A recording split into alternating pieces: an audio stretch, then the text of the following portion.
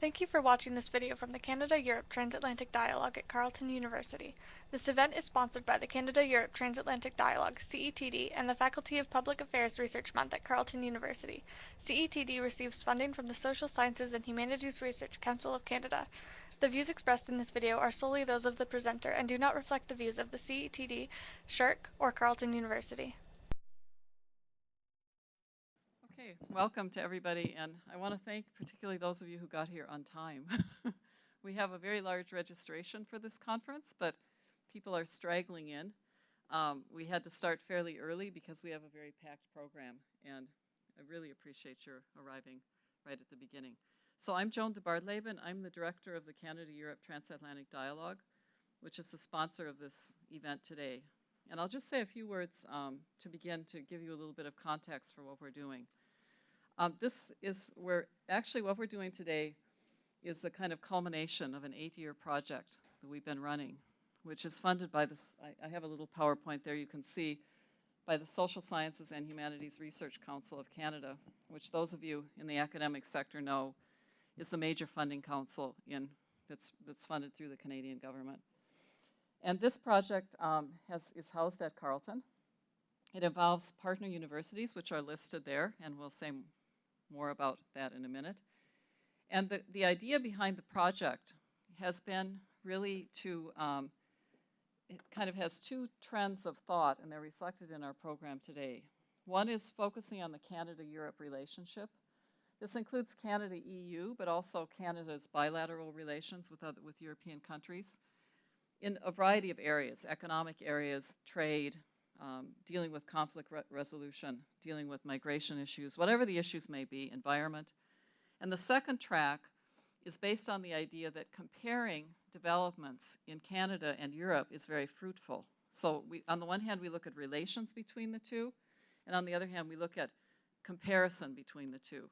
And so the idea is that in key policy areas, that it's very fruitful to look across the ocean and see what Europeans are doing, and to have Europeans look across the ocean and see what Canadians are doing, and that we can really learn from each other.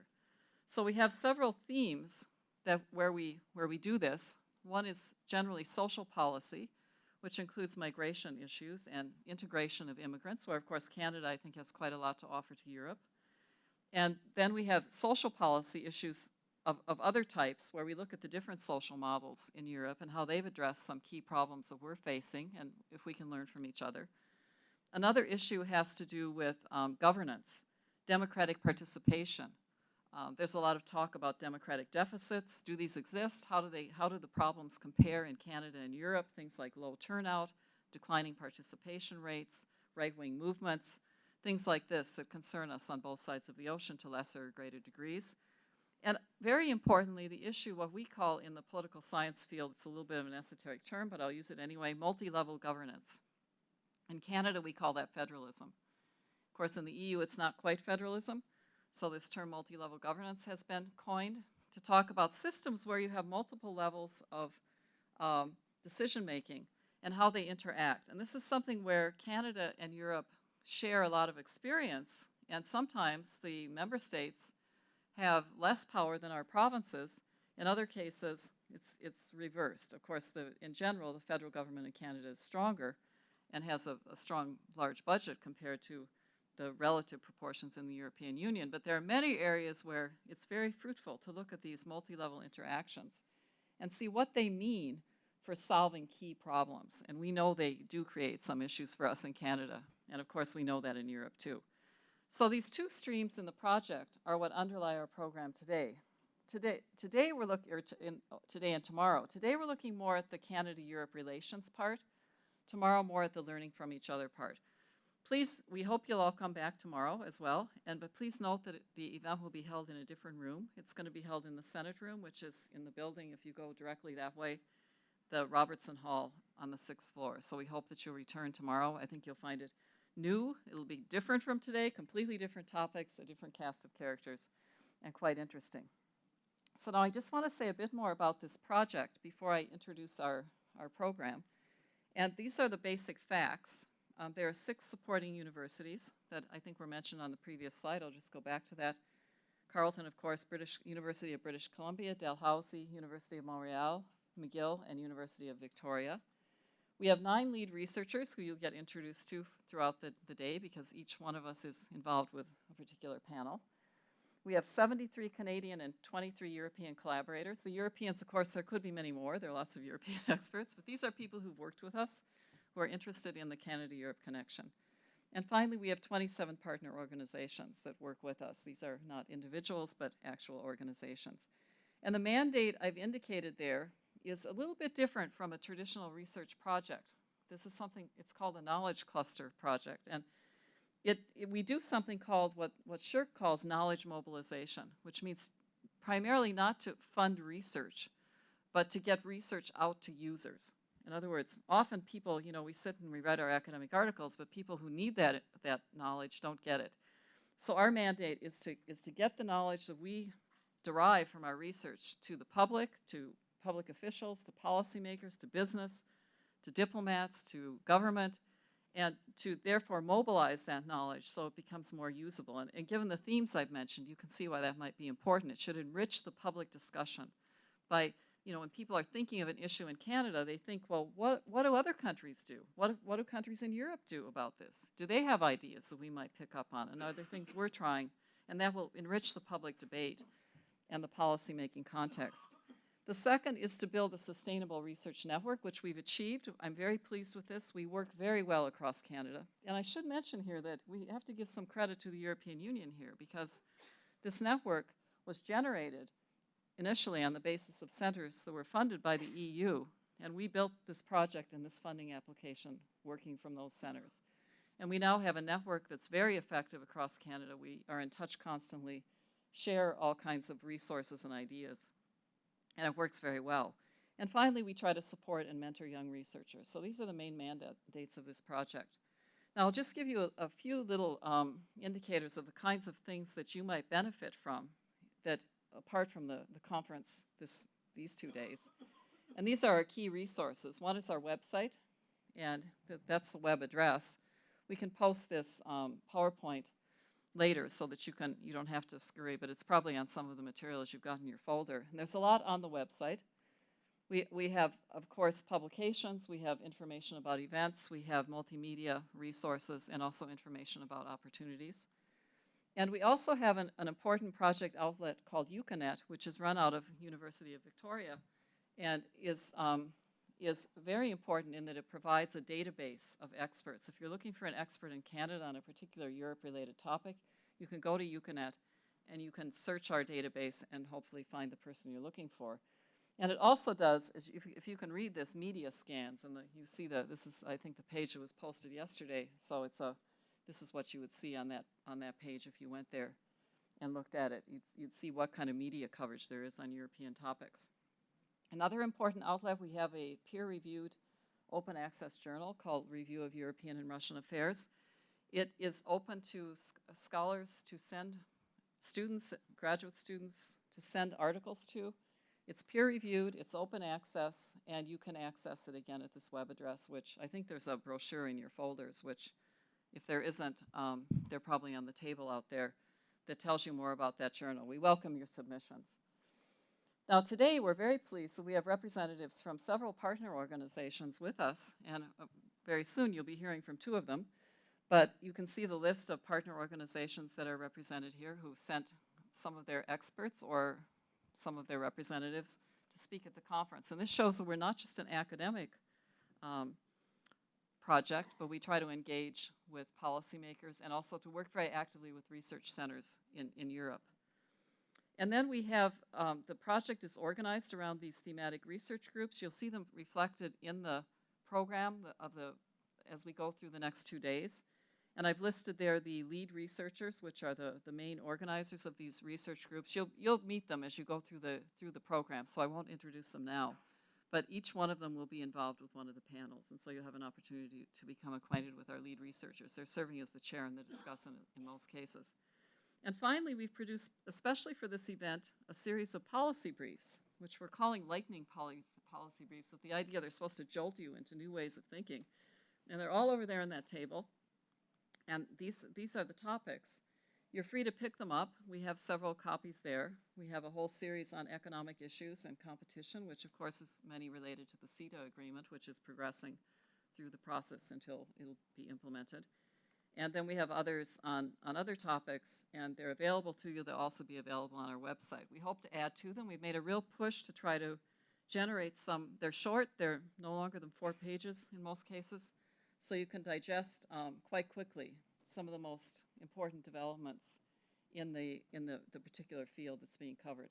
So we hope that you'll take a look at those. We intend to add more over the next few weeks. Some of our scholars are, didn't quite meet our deadline, but they're busy working on them, and so they'll be posted on the website.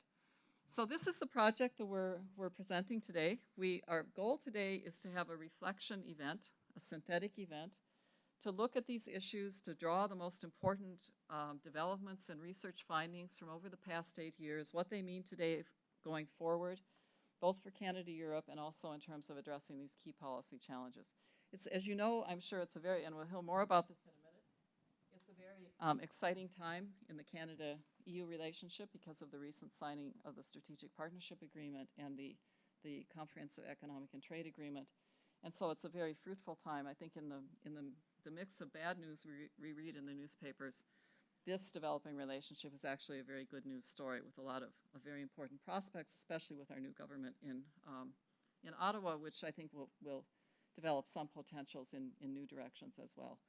So with that having been said, we will now proceed. I'll just go back, turn this thing back there, and we're going to start with some welcoming comments from the EU and from the Government of Canada. So I'll first introduce the ambassador of the EU to Canada, Marianne and Coninsx, and she's been here since 2013, I believe.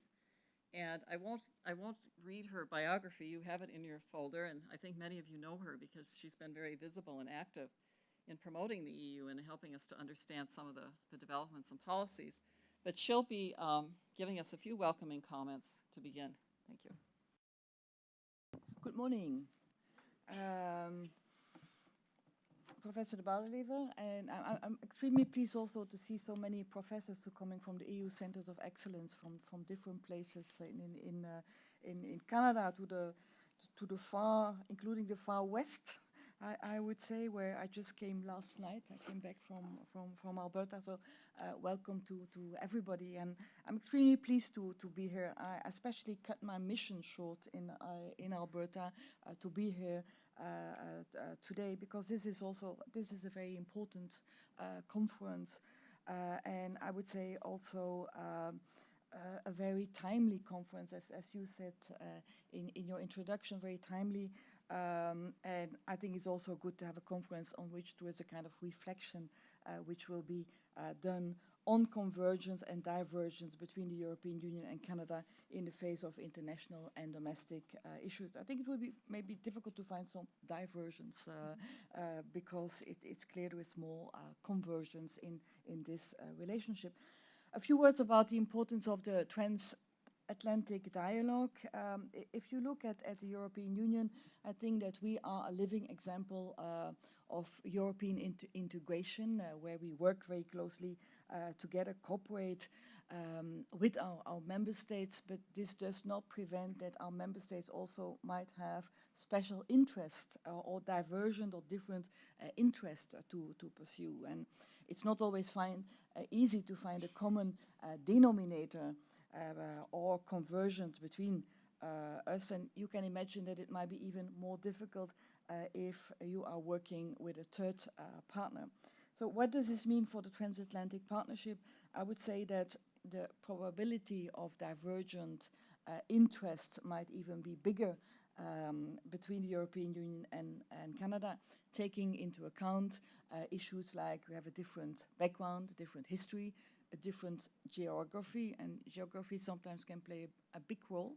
I only want to refer to the refugee situation in Europe for the moment. Different contexts we are working in, and also our neighborhood. Our neighborhood plays a big role. But I would say what unites this European Union and Canada and what permits to have a lot of convergence between the European Union and Canada is that we share a lot of issues like common values, common goals, objectives, and we share similar experience. So allow me to demonstrate this concretely, how Europe, the European Union and Canada works together in addressing common challenges in the different fields. And I will touch upon the key subjects which will be addressed during this conference. So how do we work together, for example, in the field of economics, finance, and trade? Globalization means that challenges and risk have become global, and this is definitely the case when there is with increased interconnectivity of our economies and financial systems. But again, we share the same objectives. We want a strong and stable economy. We want to have healthy financial systems. We want prosperity for our people. We want to have growth and jobs. And here again, what links us and where we have a strong convergence with Canada is that we both consider that extremely important to have free trade. Free trade is the motor of growth and jobs. And here, you mentioned it already, the key importance of our comprehensive economic trade agreement, the CETA, which is, and I keep repeating it, is the most ambitious trade agreement ever, which has been negotiated as well for the European Union and for Canada. And I will be staying for the first panel also to listen to it. So we work together in different fields, economics, but also we work together in addressing climate change, environment, and energy.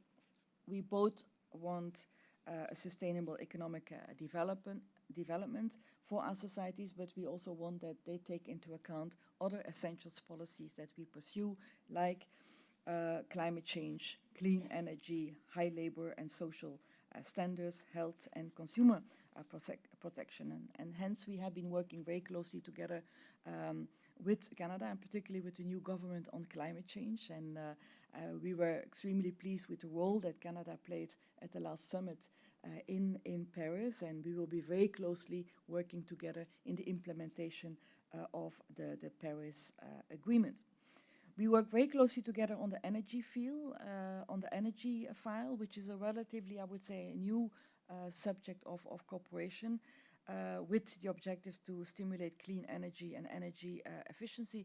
And here the interest, I would say, of Canada and the European Union are quite different. They are totally different. Canada has huge energy resources that come back from Alberta, the energy province in Canada, whereas the European Union is very, very dependent on energy, on the import of energy. More than 55% of our energy is imported.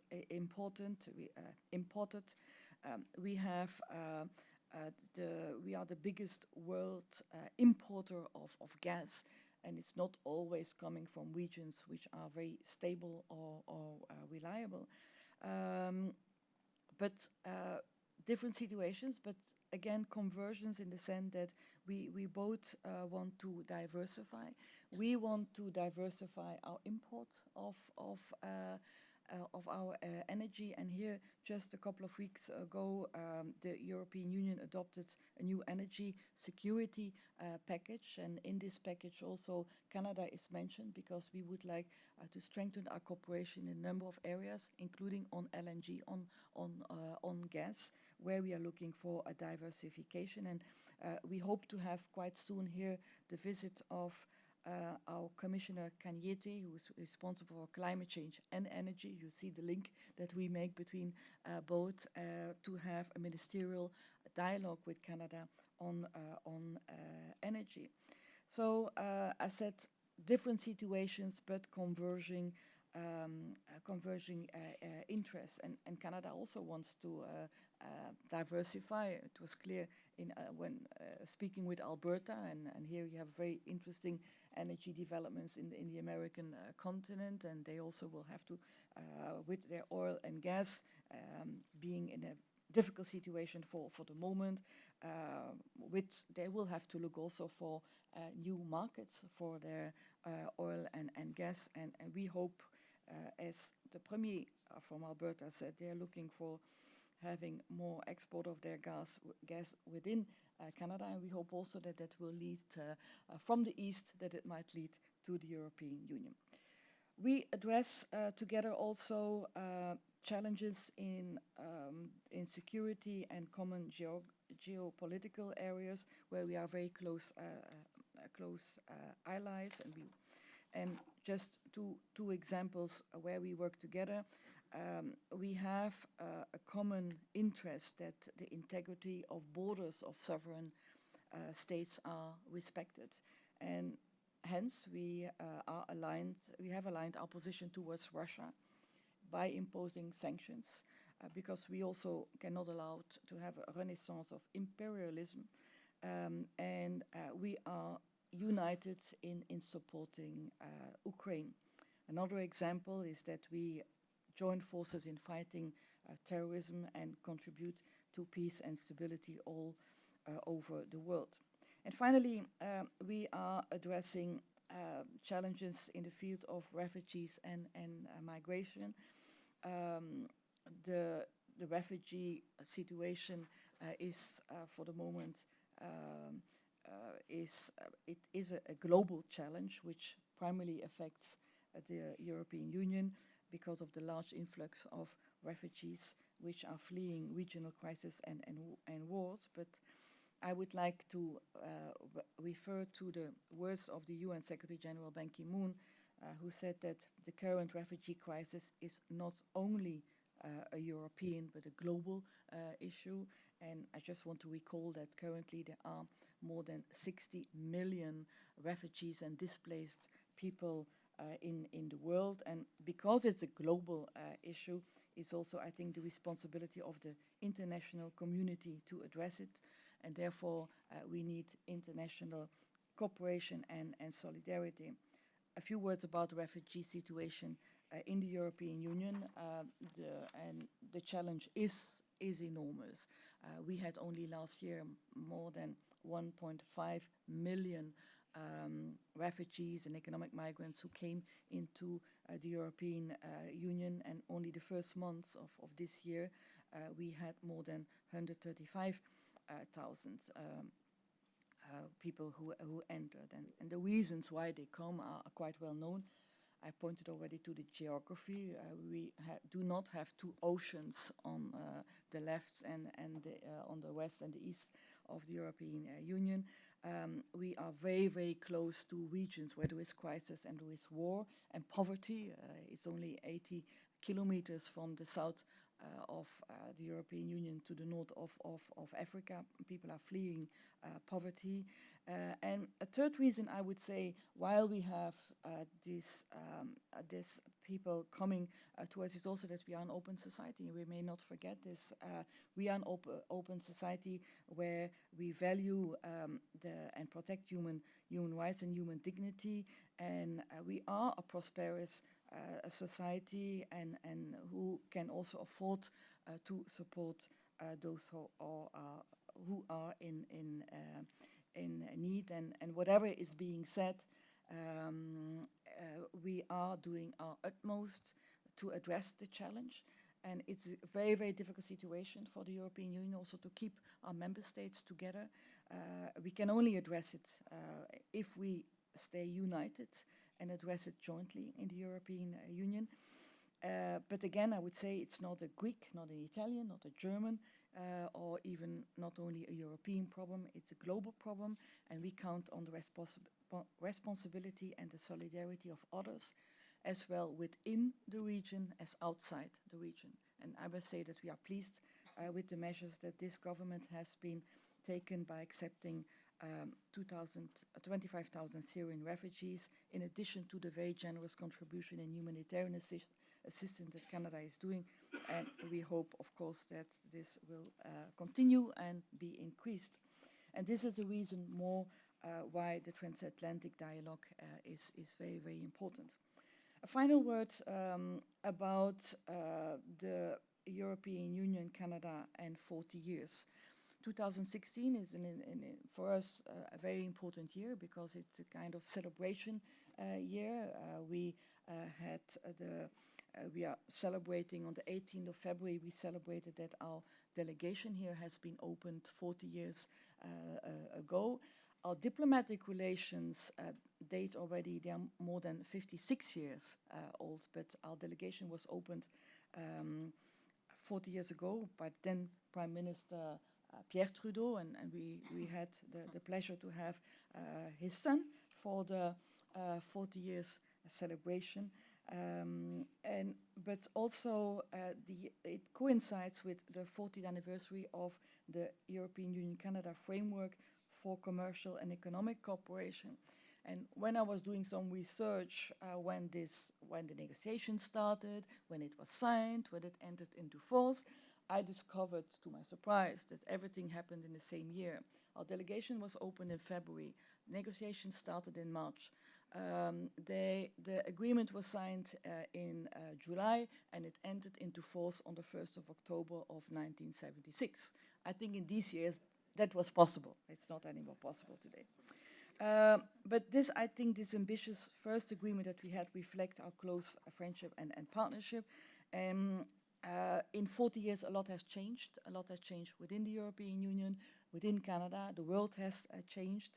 And therefore, I think also that we have to take into account these changes, and we had to fine-tune this framework of cooperation, and therefore we are blessed that this year also we have the strategic partnership agreement, which certainly will be signed and entered into force this year. And we have the famous CETA agreement, where I think also this year will be decisive. We had just recently, we finalized the legal review, which is a very important step. And in doing this legal review, we had a fine-tuning, which on a very important chapter, which has caused a lot of discussions and within the European Union, and to a lesser extent, I would say, in Canada, on investor protection. But we found there a very good solution, and I think this sets the green line, the green light on having the next steps. We will send the CETA agreement, which is an agreement of 1,600 pages and which had to be also translated in 23 languages. It will go to the Council in June, and in parallel it will go to the European Parliament. And I'm quite confident that it will be signed in the second half, and not on the 31st of December, but it will be signed. And I'm confident also that it will enter into force in the beginning of next year. In conclusion, ladies and gentlemen, I would say that when we are dealing with complex global challenges, simple solutions are an illusion. And when problems are transnational, cooperation between partners is key. And we welcome the new approach of the new government, Canadian government, focusing on multilateralism and cooperation with partners. And as Prime Minister Trudeau said at our celebration, in a world of shifting global power, it's more important than ever to leverage the Canadian-European partnership to advance our common values and interests. And we fully subscribe to that.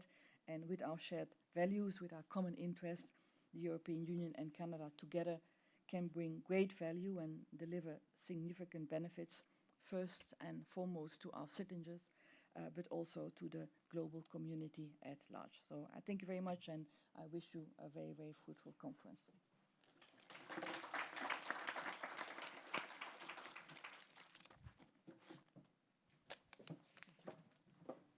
Thank you very much, Ambassador. I'm especially grateful that you took up our theme of convergence and divergence, which even I hadn't mentioned in my introduction, so thank you for bringing that forward, and that you obviously paid a lot of attention to thinking about that aspect. That sets the stage, I think, very well. We'll now have some brief opening comments from Alan Bowman, who's the Deputy Head of Mission of Canada to the European Union in Brussels. So we get the view of the European Union in Ottawa and the view of Canada in Brussels.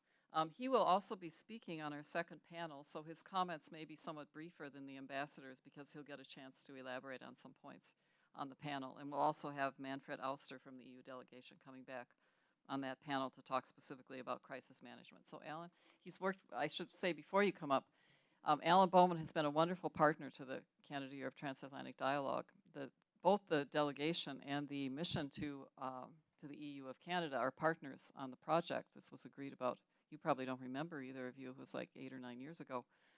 But we've been able to turn to both of them in many instances to get support, encouragement, ideas, dialogue, and cooperation.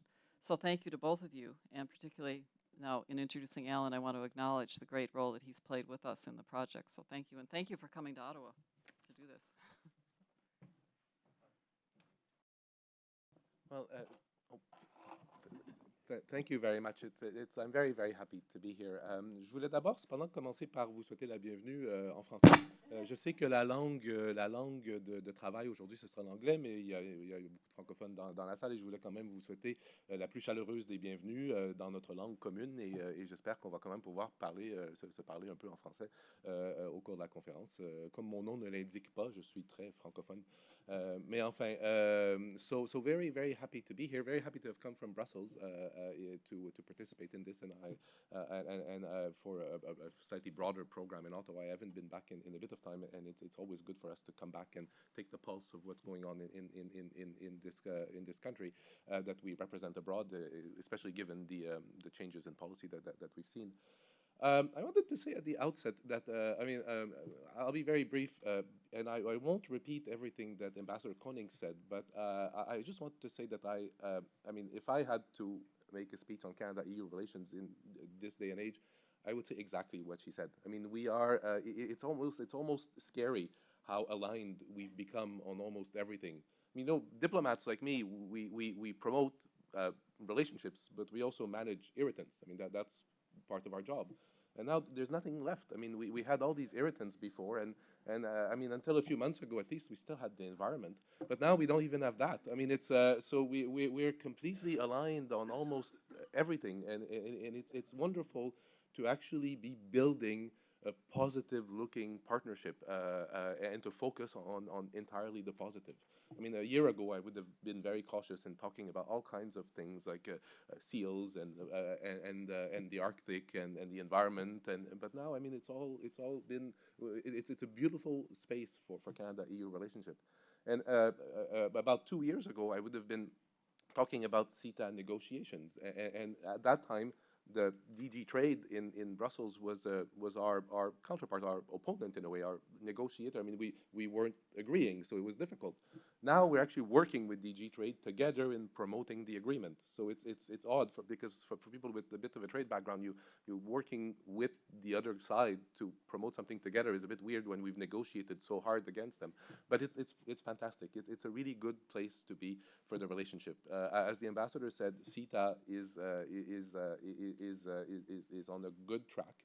It's always been on a good track, but now that we finished the legal scrub, and now that we've been able to have our minister and Commissioner Malmström announce very progressive revisions to the investment chapter, there's very, very, very significant increase in overall political support for the agreement in the European Parliament. So now we're very confident that this will go through much more swiftly than we thought. We've always been confident that they would go through, but now we're really on a good track.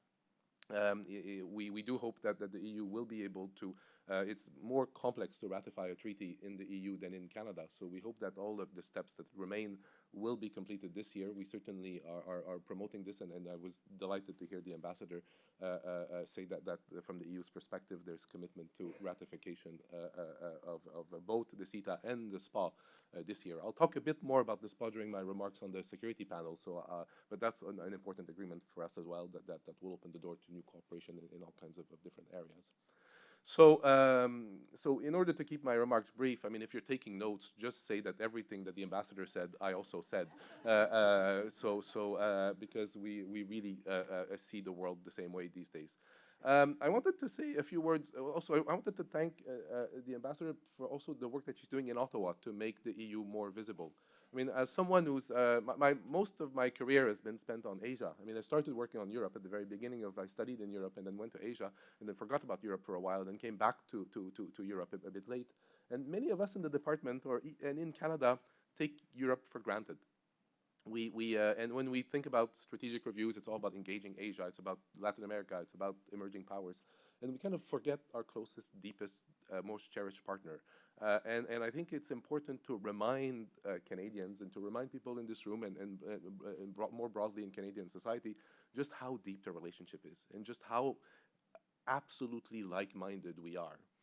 And I mean, under successive Canadian governments, I'm talking, I mean, even when I first arrived in Brussels, we were under a Conservative, we were so like-minded on so many things. Now we are even more like-minded on some other issues, but it's fantastic, and it's a relationship that we should not be taking for granted. So I'd like to applaud the ambassador and Joan as well for her dedication to promoting a file that is not always sexy, but that absolutely needs to be kept on the agenda. So my old job in the policy planning part of the what's now called Global Affairs Canada led us to work together actually on a number of seminars on the EU, on the Eurozone, on Canada-Russia relations, and then the EU's role in that context. So I'm happy to have been able to make a contribution and to continue to make a contribution to that work. And finally, I'd like to say, and this is me wearing my whole policy hat to some extent, there is a deep desire now, and there's always been, but even more so now, I have to say, with respect to engagement of the academic and broader community in terms of policy making in the government of Canada. So I'm very, very happy to speak here on the behalf of the entire government, not just the mission of Canada to the EU, and I'm very happy that the flag is on the poster, that SSHRC is funding this event. SSHRC is also funding another program within the Department of Foreign Affairs now. It's called the Global Policy Challenge, where we're actually inviting submissions from graduate students on how Canada should be facing or responding to global challenges. So there's a deep desire within the department to re-engage with the academic community, to partner with you. So that's why it was so important to me to be here and to talk to you. There's many of my colleagues in the room. You'll see, I can recognize at least 6 or 7, maybe more colleagues from the Department of Global Affairs in the room. So please talk to them and please exchange. We are here to engage, to talk, to hear from you. And to work with you in terms of seeing where Canada-EU cooperation can go in the future. So I want to make that call. And if you're interested in that global policy challenge, and the prizes are very small, it's a few $1,000s, but it's for students to actually be able to engage in the policy process.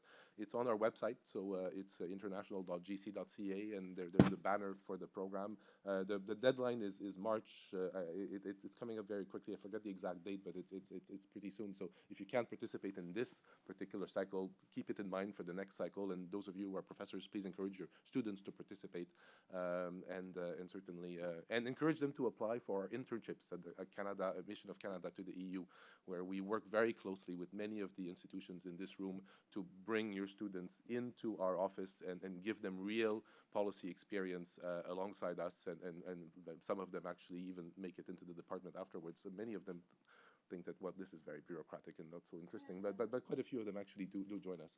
So I wanted to emphasize the desire to partner and to work with you as much as everything else that I've said today. But thank you to the ambassador for a very comprehensive overview of the relationship. And once again, I more than agree with everything that she says. So thank you very much.